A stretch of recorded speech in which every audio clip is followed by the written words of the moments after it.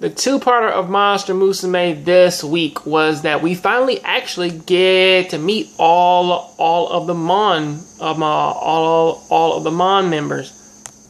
First off, we have, well, now we meet Zambona, the living, of course, she's a zombie. Monaco, the Cyclops. Dopel, who's, of course, a doppelganger and a shapeshifter. And Tionishina.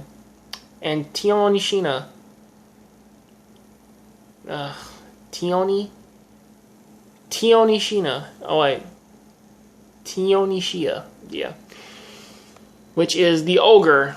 And honestly, you can pretty much pick apart who everybody is. And the first half of that, they pretty much like decimate these crazy orcs who want most of the manga rewritten to be pigmen instead of humans, who are, and they want every book to be a explicit sex novel.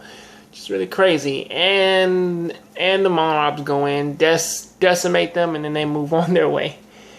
But then the second half of that cuts over to introducing our last lady, which I do believe that her name is Rachnia. Her last name is actually Rakunera or Raknuera. Her name is really crazy, but actually really crazy though is that she does seem to sort of have the biggest stuff going on for her character in this thing. Even though it's still sort of like straightforward stuff, it's still really nice.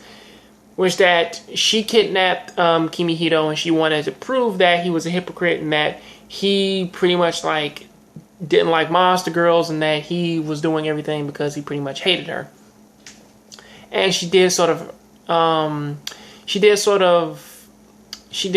look at his actions and sort of say, well, now my old family, they looked at me with resent. They sold me off to another guy, which was the director, and she tied him up and left and kidnapped Kimihito. And Kimihito was like, yeah, that's not necessarily the reason. It's like, I still like you as a person, and you know, she's like, well, now you like the part of me that is reminiscently human. The rest of me you sort of hate. But of course, Kimihito was like, well, don't necessarily matter. It's like, you know, he still likes her legs, because of course he is a leg man.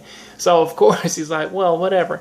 And she enjoys like fucking with him every time, man, like he proves her wrong, which he's been doing that ever since she met him.